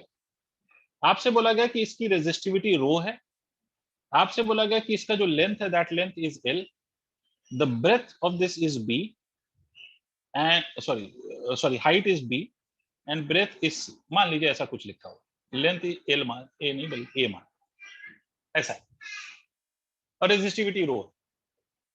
अब बच्चों मेरे मेरे बेटे, अगर मान लीजिए इस कंडक्टर में this is the direction in which current flows, अगर करंट ऐसे फ्लो कर रहा है, ये करंट की डायरेक्शन, और आपसे बोला गया कि बताओ इस रेजिस्टर का रेजिस्टेंस कितना होगा, मतलब इस कंडक्टर का रेजिस्टेंस कितना होगा। तो रेजिस्टेंस का आपको फॉर्मूला पता है, रो एल डिवाइडेड बाई ए। अरे हाँ ना बोलो। एल मतलब लेंथ। अब कौन सी लेंथ लेंगे सर हम? ये सिलेंड्रिकल कंडक्टर जो आज तक पढ़ते आए इसमें तो बड़ा आसान था कि लेंथ का मतलब ये लेंथ, क्योंकि करंट हमारा ऐसे फ्लो करता था। अब यहां पर कौन सी लेंथ लें सर? यहां पर हाइट भी है, ब्रेथ भी है, लेंथ भी है, विच लेंथ विल यू कंसीडर? ध्यान से सुनो दूसरा point, length will always be taken in the direction of current. मतलब किसी भी कंडक्टर की वो लेंथ कंसीडर की जाएगी जिस डायरेक्शन में करंट फ्लो कर रहा है, वो लेंथ कंसीडर की जाएगी। दूसरा पॉइंट और सुनो, एरिया ऑफ क्रॉस सेक्शन कौन सा लेंगे? Area of cross section will always be taken perpendicular to the direction of flow of current. नहीं आया रे, नहीं आया, नहीं आया रे, नहीं आया। लेंथ किस डायरेक्शन में? लेंथ करंट की डायरेक्शन में, और एरिया किस डायरेक्शन में? तो area perpendicular to the flow of current की डायरेक्शन में। तो लिखिए इस पॉइंट को, पॉइंट नंबर 2 लिखिए, length is taken in the direction of current, length is taken in the direction of current, and area is taken perpendicular to the direction of flow of current. Length is taken in the direction of current and area is taken perpendicular to the flow of current. Area is taken perpendicular to the flow of current.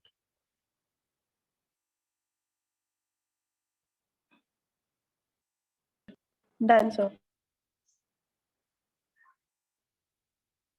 चलिए भाई, इसका मतलब अगर resistance मुझे यहां पर लिखना है तो रो, लेंथ, एक मिनट रुकना, जिससे मैं पूछूं वही बोलेगा। आर्यन, आर्यन, आर्यन, आर्यन माइक अनम्यूट करके रुकना होता है। आर्यन तुम्हारी आवाज वैसे ही नहीं आ रही मेरे पास। आर्यन, हाँ मुझे बताओ लेंथ की वैल्यू क्या लिखूं मैं यहाँ पर? रो के बाद क्या लिखूं? लेंथ में क्या लिखूं? ए लिखूं, बी लिखूं, सी लिखूं? What should I write here? Aryan, Shreen, Shreen Sisodia,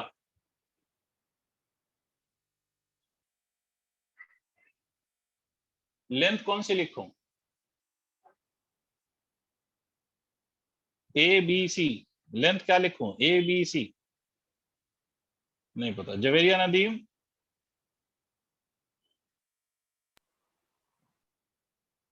अरे Javeria, Anushka, Sir, A. Of course A ही लिखेंगे। A divided by area. अब एक मिनट रुकना, डायरेक्शन ऑफ करंट तो मुझे भी पता है Javeria, Javeria you had to tell that value. ठीक है आमना, एरिया कौन सा लूं यार बच्चे? Sir, area लेंगे B into C. Very good. Area which is perpendicular to the flow of current, ये एरिया है जो परपेंडिकुलर डायरेक्शन में फ्लो ऑफ करंट के। भाई जो लोग माइक अनम्यूट नहीं करते हैं या रेस्पॉन्ड नहीं करते हैं, वो मुझे बिल्कुल मजा नहीं आता भाई उनसे, उनको पढ़ाने में। तो इसलिए प्लीज आप लोगों के माइक के साथ दिक्कत है तो उसको ठीक करिए। सर आप लोग सब कुछ ठीक करते हैं तो माइक भी ठीक करवा सकते हैं, प्लीज उन सब प्रॉब्लम को दूर कीजिए, क्योंकि पढ़ाने वाला भी पागल नहीं है, ठीक है? तो पढ़ाने वाले को भी रिस्पॉन्स चाहिए होता है, जिनको नहीं चाहिए उनकी मैं बात नहीं कर रहा हूँ, हमें चाहिए। तो अगर पढ़ना है, अच्छा पढ़ना है तो फिर अच्छा बोलना भी पड़ेगा, ठीक है? चलिए इसी तरह से अगर मैं ऐसे ले लूं, अगर करंट के फ्लो की डायरेक्शन ये ले लूं, तो इस फ्लो की डायरेक्शन में आप अगर रेजिस्टेंस लिखेंगे तो इसी कंडक्टर का रेजिस्टेंस बदल जाएगा, भाई रेजिस्टिविटी वही रहेगी, but this time the length which is in the direction of current is B divided by the area which is perpendicular to the direction of current, that will be this area and that is equal to A into C. इसका मतलब है कि resistance उसी conductor का, ना तो मैंने length change किया, ना तो मैंने area of cross section change किया, ना तो मैंने टेम्परेचर चेंज किया, still the resistance has changed just because of the change of direction of current. तो याद रखिए रेजिस्टेंस आपका किसी भी कंडक्टर का डायरेक्शन ऑफ करंट पे भी डिपेंड करता है। दिस इज इंपॉर्टेंट, नोट करिए इसको।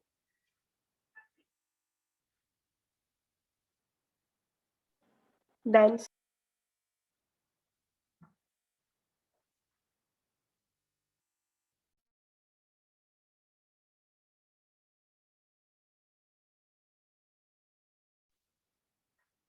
ठीक है, ये सबने नोट कर लिया, तो आगे बढ़ते हैं।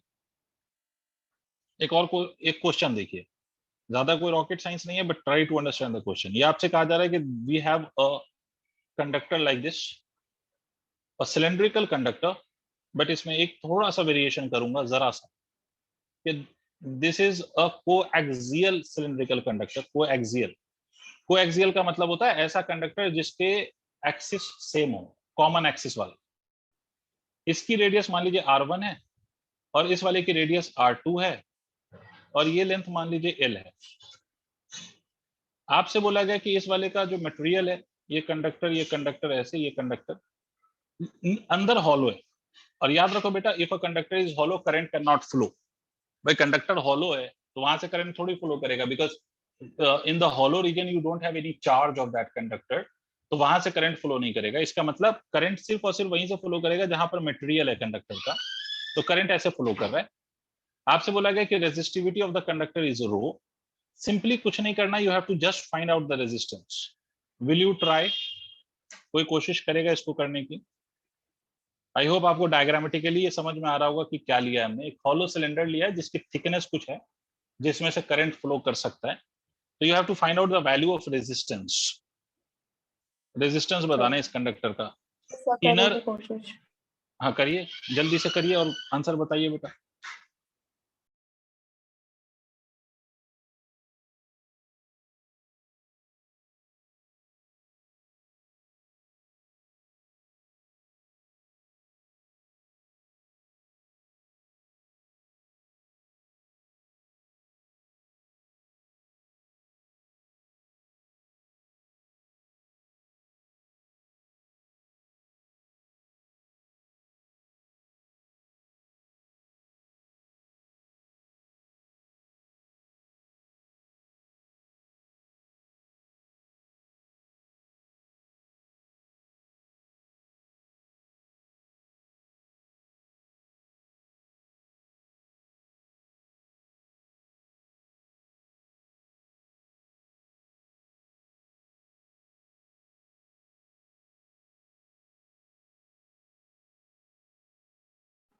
So इसका answer rho L by pi R2 का स्क्वायर माइनस R1 का स्क्वायर होएगा।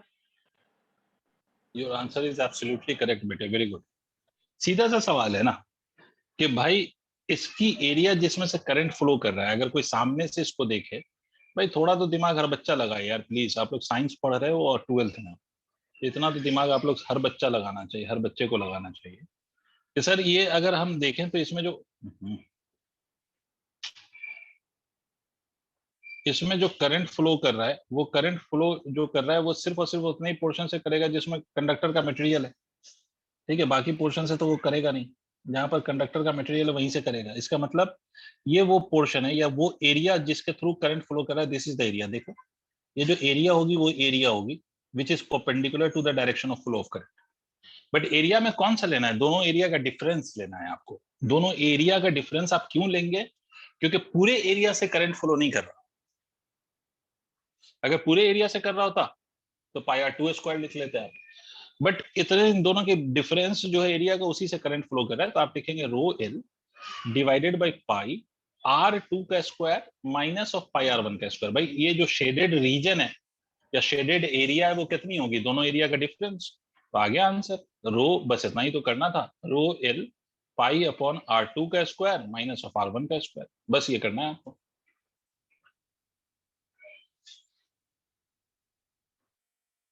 सब नोट कर लीजिए, तो बताइए और कुछ बातें करें। Done sir. Done sir.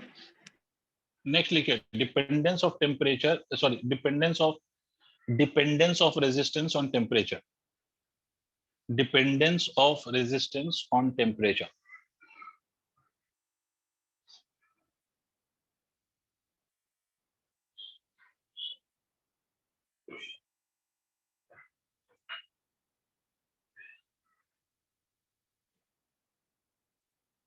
अब देखिए सर, मैंने अभी आपसे थोड़ी देर पहले बोला था कि रेजिस्टेंस एक और फैक्टर पे डिपेंड करता है, दैट इज टेम्परेचर।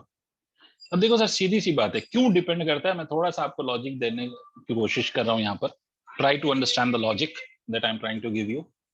बेटा सीधी बात है, रेजिस्टेंस होता क्यों है, what is the cause for the resistance. तो जितनी मेरी नॉलेज है या जितना मैंने ऑब्जर्व किया है, सिंपल फैक्ट यही है कि रेजिस्टेंस किसी भी कंडक्टर में होता है simply due to the collision of the electron while it drifts from one end of the conductor to another end। मतलब जब भी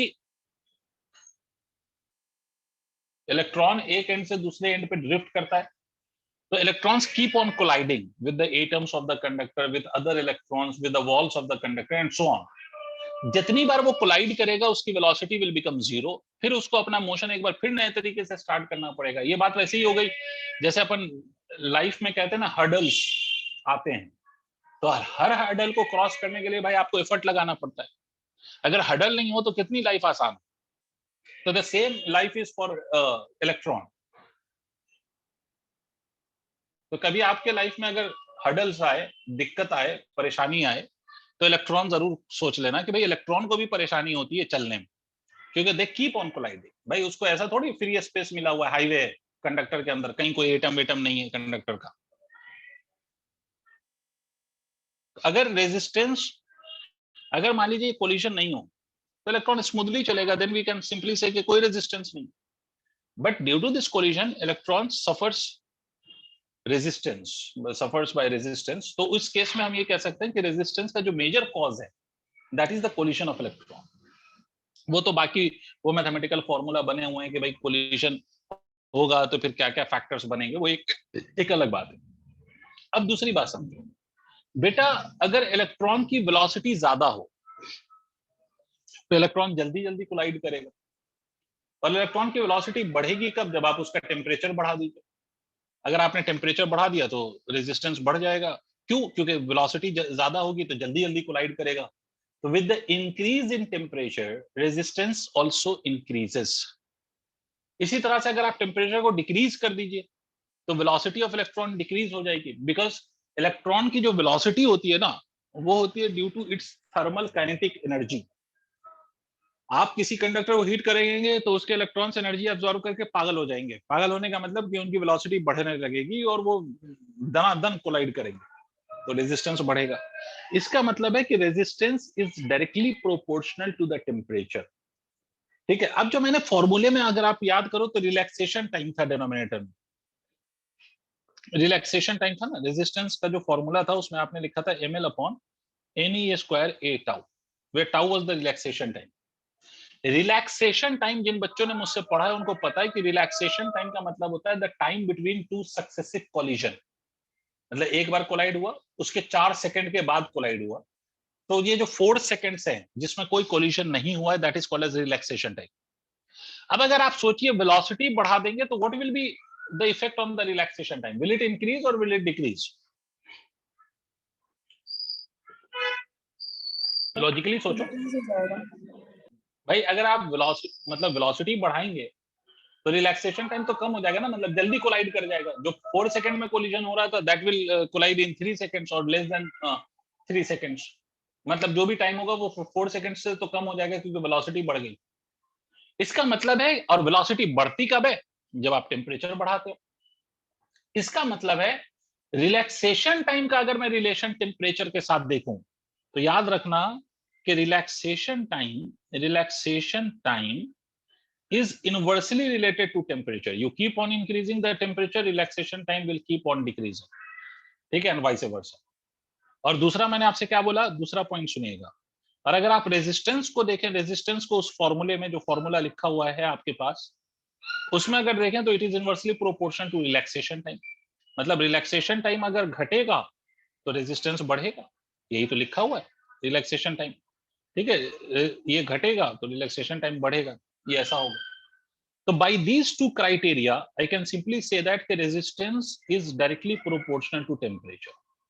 रेजिस्टेंस फाइनली हम यहां से भी कह सकते हैं कि it is directly proportional to temperature. You keep on increasing the temperature, resistance will keep on increasing and vice versa. तो सर किसी भी टेम्परेचर, मतलब अगर किसी कंडक्टर का इनिशियल रेजिस्टेंस कुछ है, आपने उसका लेंथ चेंज नहीं किया, area of cross section change नहीं किया, बट आपने टेम्परेचर चेंज करना शुरू कर दिया, तो उसकी रेजिस्टेंस चेंज होगी. तो किसी भी चेंज ऑफ टेम्परेचर के लिए what will be the value of final resistance, उसका फॉर्मूला डायरेक्टली है. और इसके लिए अच्छी बात है कि आपके लिए कोई डेरिवेशन नहीं है आपके लेवल पे. ठीक है, final resistance is always written as initial resistance into 1 plus of alpha multiplied by delta t. यहां पर ये जो प्रोपोर्शनल जैसा दिख रहा होगा, ये एक्चुअली में मैंने अल्फा लिखने की कोशिश करा है. अल्फा यहां पर है थर्मल कोफिशिएंट ऑफ रेजिस्टेंस. ये ऐसा ही कुछ फॉर्मूला है जैसा आपने क्लास 11 में सॉलिड वाले चैप्टर में पढ़ा होगा, थर्मल कोफिशिएंट ऑफ रेजिस्टेंस. वहां पे आपने पढ़ा होगा thermal coefficient of linear expansion, और ऐसा ही कुछ फॉर्मूला वहां पे भी आता है ना. तो वैसा ही कुछ यहाँ पर भी है. थर्मल कोफिशिएंट ऑफ रेजिस्टेंस का क्या मतलब है? This is basically the property of a conductor, specially कि भाई अगर दो कंडक्टर ले लें आप, एक आयरन ले लें, एक कॉपर ले लें, इसका इनिशियल रेजिस्टेंस 10 ओम है, इसका भी इनिशियल रेजिस्टेंस 10 ओम है. दोनों का आपने टेम्परेचर चेंज कर दिया 20 डिग्री सेंटीग्रेड से, तो इसका फाइनल रेजिस्टेंस और इसका फाइनल रेजिस्टेंस सेम नहीं आएगा, जबकि सब कुछ सेम है. बट फिर भी आप सेम चेंज ऑफ टेम्परेचर के लिए आपको सेम रेजिस्टेंस की वैल्यू नहीं मिलेगी for the different conductors.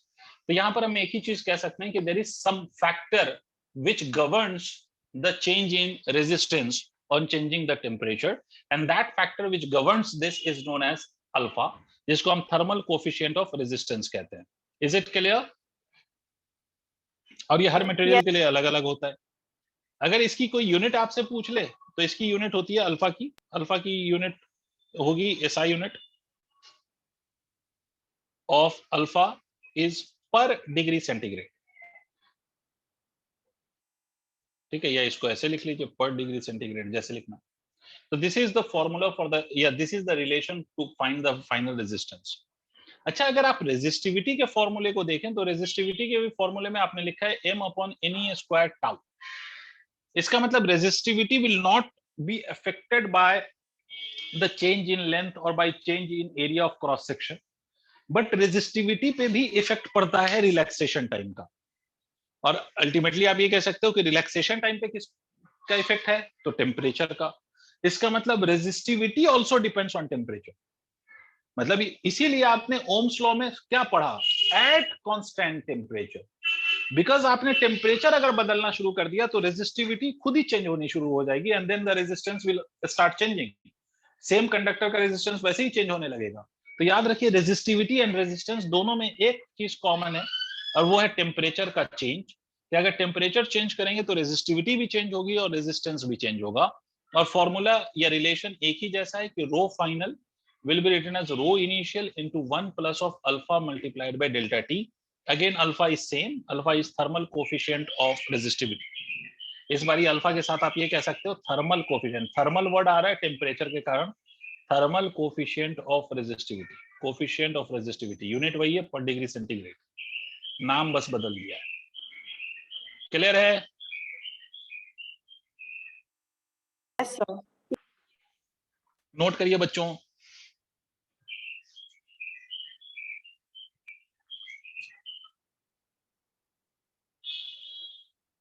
Yes, sir. Done. अच्छा, एक ऐसे ही सवाल पूछूं, मन कर रहा है पूछने का. वैसे तुम लोग रिस्पॉन्ड ही नहीं करते, एक ही बच्चा करता है, तो क्या पूछूं. दो तरह के अल्फा होते हैं. सवाल मैं बता देता हूं. बेसिकली मैं बता ही देता हूँ, पूछूंगा क्या। दो तरह का अल्फा है। एक अल्फा जो हमने 11th में पढ़ा था जिसका नाम था thermal coefficient of linear expansion. एक अल्फा तो ये था जो आपने इससे पहले क्लास 11 में पढ़ा हुआ है। दूसरा अल्फा अभी हमने पढ़ा कि थर्मल कोएफिशिएंट ऑफ रेजिस्टेंस और resistivity whatever it be, thermal coefficient of resistance. ये दो अल्फा आपने पढ़ा। मैं आपको एक बात बताऊं, if you compare these two, तो on comparison you will find that कि जो अल्फा की वैल्यू लीनियर एक्सपेंशन वाली है ना, वो alpha for a given conductor, मान लो आयरन का कंडक्टर ले लीजिए तो उसके लिए दो अल्फा आप डिफाइन करेंगे। एक का नाम होगा थर्मल कोएफिशिएंट ऑफ रेजिस्टेंस, जो रेजिस्टेंस के वेरिएशन को गवर्न करेगा, और दूसरा अल्फा होगा थर्मल कोएफिशिएंट ऑफ एक्सपेंशन, जो एक्सपेंशन को डील करेगा। बट अगर दोनों अल्फा में कंपेयर किया जाए तो alpha for the resistance is greater than that of alpha for the expansion. नहीं आया रे, नहीं आया। अल्फा जो रेजिस्टेंस वाला अल्फा है वो ग्रेटर होगा किससे? Alpha for expansion. ये अच्छी बात बता रहा हूं। नहीं आया? जो मैं बोल रहा हूं मान लो, रेजिस्टेंस वाला अल्फा किससे ज्यादा होता है जी? सर ऐसा क्यों होगा? ऐसा क्यों का रीजन नहीं है, ऐसा होता है, ठीक है, क्योंकि एक्सपैंड करने के लिए ज्यादा एनर्जी चाहिए होती है। क्योंकि एक्सपेंशन का बेसिक मतलब है कि दो पार्टिकल के बीच के सेपरेशन को इंक्रीज करना, और ये कंडक्शन के केस में तो इलेक्ट्रॉन ऑलरेडी दौड़ रहे हैं, भाग रहे हैं, तो उसको थोड़ी एनर्जी पे ही वो ज्यादा एक्साइटेड होकर वो और तेज भाग सकता है। सोचो अगर लॉजिकली समझा जाए तो। या नहीं आया? Yes sir. ठीक है। और दूसरी बात, यही रीजन है, यही कारण है, यही कॉज है ड्यू टू विच अगर आपको बोला जाए कि कंडक्टर का मैंने टेम्परेचर बढ़ा दिया, ठीक है, मान लो कि मैं आपसे कहूं कि भाई ये कंडक्टर है, इसका इसका टेम्परेचर मैंने राइज कर दिया, इसका टेम्परेचर मैंने बढ़ा दिया, और आपसे पूछा जाए फाइनल रेजिस्टेंस, तो सर आप सोचिए, आप डायरेक्टली लिख देते हैं r initial into 1 plus of alpha delta t, आप डायरेक्टली लिखते हैं। जबकि सर हमें ये भी तो पता है कि टेम्परेचर बढ़ाएंगे तो लेंथ भी तो चेंज हो जाएगा, तो लेंथ चेंज हो जाएगा तो रेजिस्टेंस लेंथ की वजह से भी तो चेंज होगा। नहीं आया? सोच के देखो, अच्छी बात बता रहा हूं, ऐसा नहीं है कि कोई अजूबी बात बता रहा हूं, अच्छी बात बता रहा हूं, लॉजिकल।